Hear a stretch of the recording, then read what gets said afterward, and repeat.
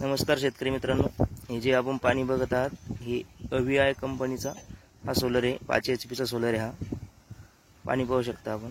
आणि याच्यानंतर विशेष म्हणजे आता प्लेटा सुद्धा 5 HP ला 9 प्लेटा भेटू राहिल्यात। ते जास्त पॉवरचे आलेले आता, एकदम जास्त व्होल्टेजचे आहे।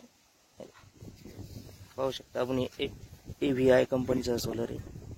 याचं स्ट्रक्चर सुद्धा एकदम हेवी क्वालिटीचं आलेलं आहे। फिटिंग सुद्धा एकदम योग्य प्रकारे करतात।